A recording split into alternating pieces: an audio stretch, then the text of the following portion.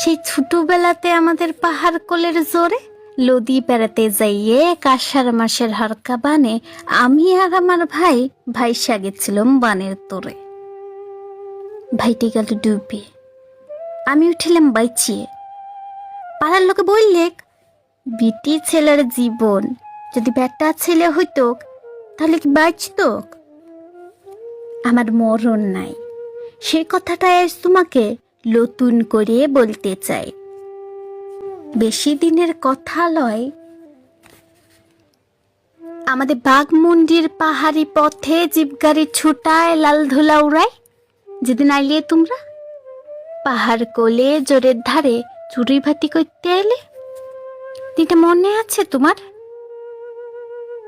দিনটা ছিল খরবার, মাসটা ছিল মধু মাস। তারে তারে ডাঙা ডহরে পলাশ বনে আগুন লাগা মধু মাস।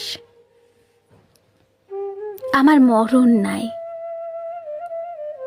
তুমি বলেছিলে তোমার সঙ্গে দেখা হবে বলি, মরণ নাই আমার। তুমি রাজপুত্তর, কত লেখা পড়া জানা মানুষ তুমি। বিএ এমএ পাস, হাই স্কুলের মাস্টার। আমি আমি আর কে? কাঠকুরানি, রাঙা মাটির গায়ে ঘরের স্কুল ছুট কাঠকুরানি। কি সুন্দর গায়ের রং তোমার, একেবারে চাপা ফুলের পাড়া। আমি আমি একেবারে কালো, আকর ফুলের পাড়া, মিশমিশে কালো। তবে সবাই বলে কালো হইলে হবে কি, আমার গড়ন খুবই ভালো। টানা টানা চোখ, বাঁশির মতো নাক, ছিপছিপে চেহারা। বাঘমুন্ডির হাটের হলুদ রাঙা শাড়ি পরে দাঁড়ালে, খোপায় লাল পলাশের ফুল গুজলে আমাকে নাকি দেখাই দারুণ। একেবারে মন ভুলানি, একেবারে মন কারানি। বাপ আমার বাবু ঘরে মুনিশ খাটা ক্ষেত মজুর। এমনিতে তার সবই ভালো, শুধু দোষের মধ্যে দোষ, সে একজনের নেশা ভান করা মানুষ। দিন ফুরাইলে সন্ধ্যে হলেই তাকে হাত ছানি দেয় মহুয়া তলার মদ ভাটি। ঘর দুয়ার, ছেলে পেলে, লেখাপড়া, বাপের কোনো দিকে নজর নাই। তখন বহুত ছোটবেলা, তখন থেকে দেখতাম বাপ আমাকে বিদায় করিলেই বাঁচে, একদম হাঁপ ছাইড়িয়ে বাঁচে। মা কিন্তু তা লয়, মা বলতো, এত ছোটতে বিহা কিসের? আর 5টা বিটি ছেলে যেরম যাচ্ছে স্কুলে তেমনই যাক, দুপাতা লেখাপড়া করে আসুক। সেই করে টানিয়ে টুনিয়ে কোনো মতনে গায়ের স্কুলে ওই 9টুকু। ইয়ার মাঝে বলা নাই কওয়া নাই, বাপ একদিন হুট করে লাগাই দিলে বিহা। তখন কি আর যাইতো মতো?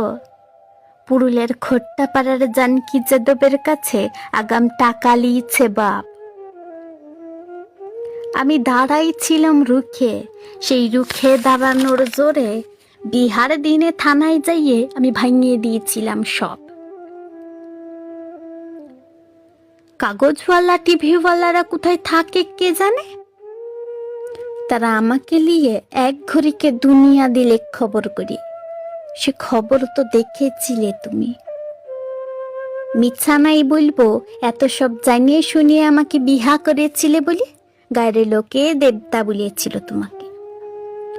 মনে আছে আমার, সব মনে আছে।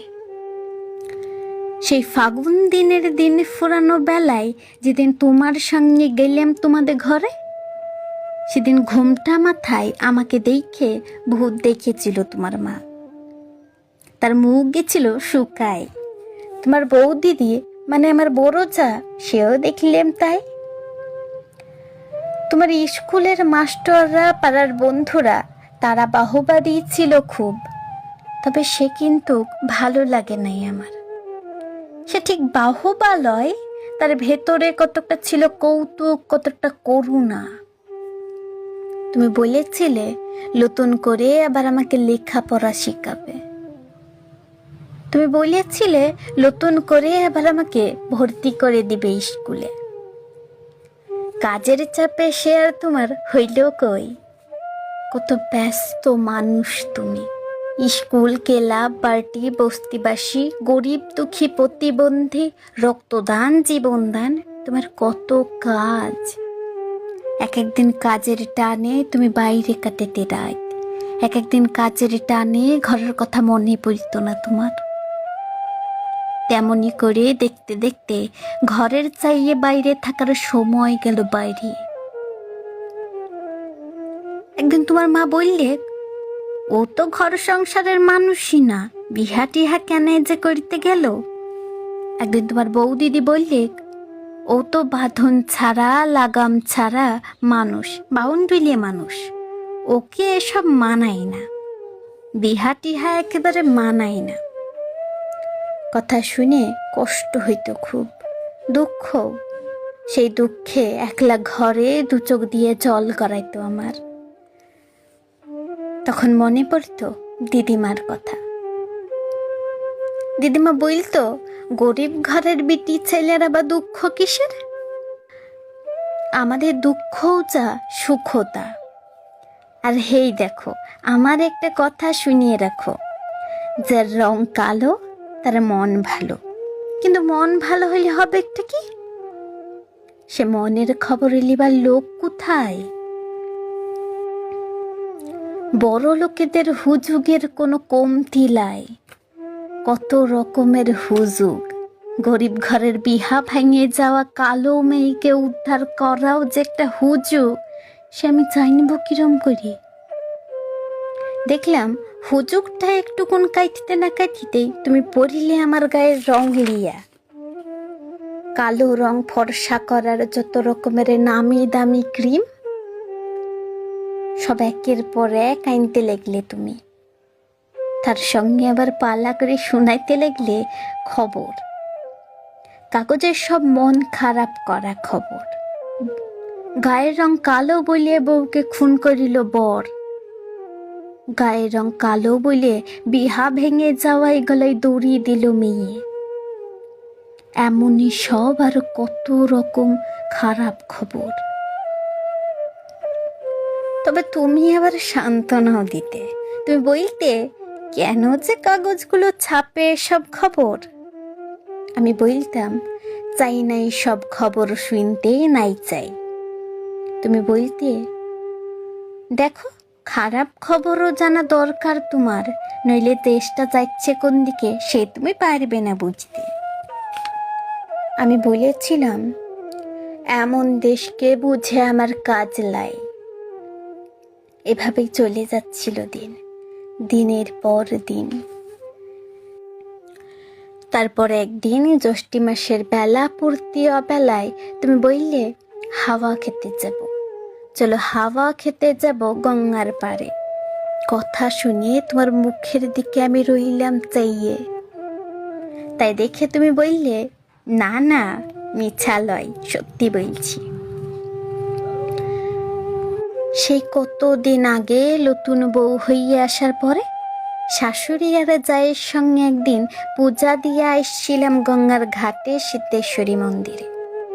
ইপারে তোমাদের পুরানো শহর, ভাঙা মন্দির, চানের ঘাট, কাঁসর ঘণ্টা, ওপারে সবুজ ক্ষেত, সর্ষে ফুল, আখের বাদা, ইটভাটা, তাল সুপারি, মাটির বাড়ি, ডিঙি নৌকা, খাইয়া ঘাট, হইচই মানুষজন। তোমার হাত ধরে কতদিন পরে আবার সেই গঙ্গার পাড়ে। দিন ফুরানো অবেলাতে আউলি বাউলি হাওয়ার তোরে আমার চুড়িদারের ওন্না যাচ্ছিল উড়িয়ে। তুমি চাইছিলে নিরিবিলি, আরো নিরিবিলি।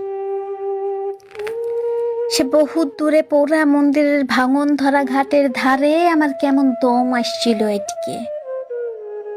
তোমার তখন বাঁধ ভাঙিয়েছে ভালোবাসার। বইয়ের গলা জড়ায় চুমু খাইয়ে আদর করার ধুমে তোমার তখন রাস সরে নাই মুখে। আমি কাঠকুড়ানি, রাঙামাটির গা গেরামের স্কুল ছুট কাঠকুড়ানি। আমি কি আর বুঝতে পারি তোমার অমন আদর করার মানে কি আর বুঝতে পারি?